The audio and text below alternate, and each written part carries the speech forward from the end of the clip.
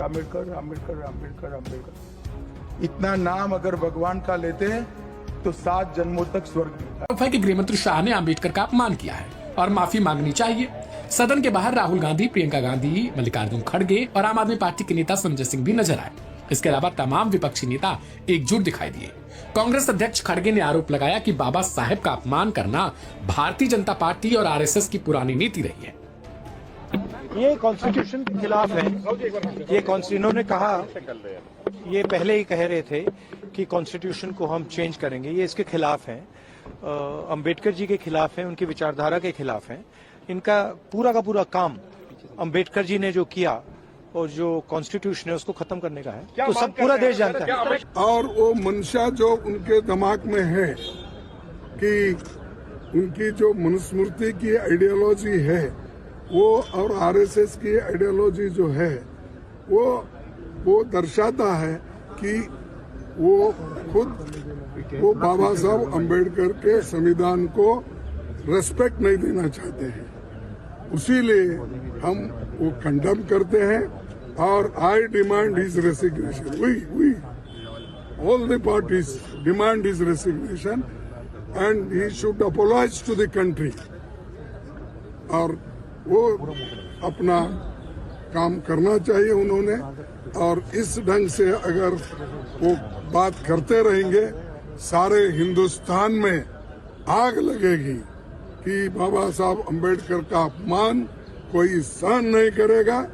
अगर उनको अपने जगह से इस्तीफा देना चाहिए और ऐसे अपमान कोई पार्टी, कोई देश का आदमी। भारतीय राजनीति में बाबा साहब भीमराव अंबेडकर यानी डॉक्टर अंबेडकर वो ढोल हो गए हैं जिसको राजनीतिक दल अपनी अपनी सुविधा के हिसाब से इस्तेमाल करते रहते हैं।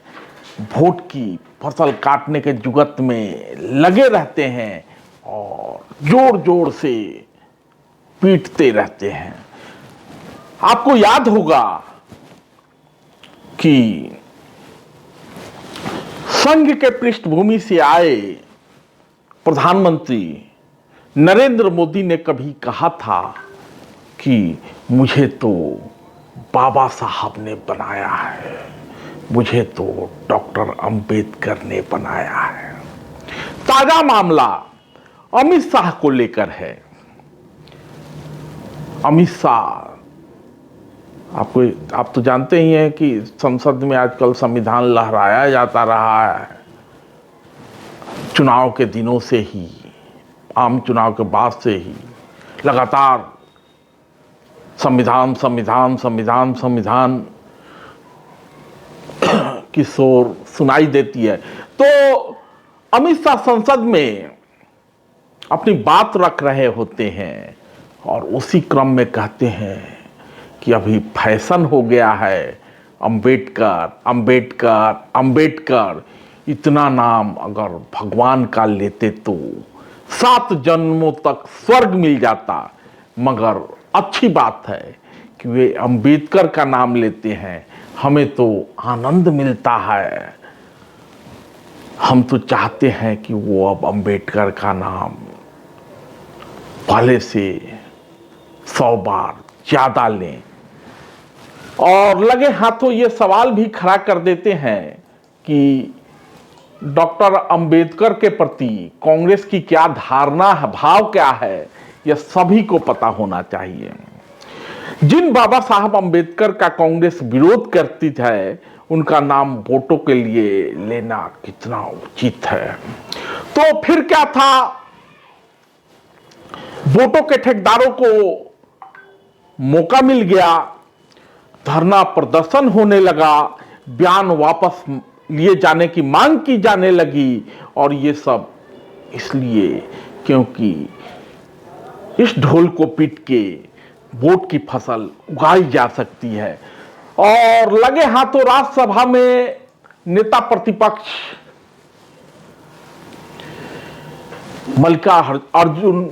मल्लिकार्जुन खड़गे ने कहा कि अमित शाह ने बाबा साहब अंबेडकर और संविधान का अपमान किया है। मनुस्मृति और आरएसएस की उनकी विचारधारा यह स्पष्ट करती है, वह बाबा साहब अंबेडकर के संविधान का सम्मान नहीं करना चाहते। हम इसकी निंदा करते हैं और इस्तीफे की मांग करते हैं और उनको देश से माफी मांगना चाहिए। अब बेचारे अंबेडकर के नाम पर जिस तरह से ढोल पीटा जा सकता है और उस ढोल में यदि मनुस्मृति का तड़का लग जाए तो मामला और दिलचस्प हो जाता है। खैर, कमान से निकला हुआ तीर और जुबान से निकली हुई बात घाव करे गंभीर। तो यह मामला पिसता जाएगा, लेकिन आनंद मोहन अब संसद के सदस्य नहीं हैं, लेकिन कभी संसद के सदस्य थे। सांसद रहते आनंद मोहन ने जो बात कही, जो भाषण दिया अंबेडकर को लेके, बाबू जगजीवन राम को लेके, दलितों के हित को लेके, वो भाषण काफी दिलचस्प है। तो सुनिए ये भाषण, क्या कहते हैं आनंद मोहन। अंबेडकर हम सब के सम्मानित नेता हैं। उन्होंने राष्ट्र के लिए, देश के लिए जो कुछ किया, अगर उसको निकाल दिया जाए तो शायद भारत का संविधान अधूरा रहेगा। भारतीय समाज शायद वहीं रुक जाए, अटक जाए, अगर अंबेडकर की बातों को, अंबेडकर ने जो प्रेरणा दी है उसको संविधान से या समाज से उसको निकाल बाहर किया जाए या हम अमान्य कर दें। बाबू जगजीवन राम जात के चमार थे, दलित थे। वेंकट स्वामी जी, हमारे पृथ्वीराज जी, आप सभी जानते हैं कि पूरे देश में अगर किसी एक व्यक्ति को बाबूजी के नाम से पुकारा तो जगजीवन राम थे। इस तरह एकांगी सोच से टकराव बढ़ेंगे, तनाव बढ़ेंगे, और तनाव टकराव जो हम वोट की राजनीति के लिए कर रहे हैं, फकत वोट के लिए तनाव और टकराव समाज में हम तमाम दल के नेता लोग, तमाम राजनीति करने वाले लोग कर रहे हैं। अगर ये टकराव और तनाव बढ़े, जिस तरह से हाँका जा रहा है समाज को, तब ये देश जहां जा रहा है वो श्रीलंका का रास्ता है।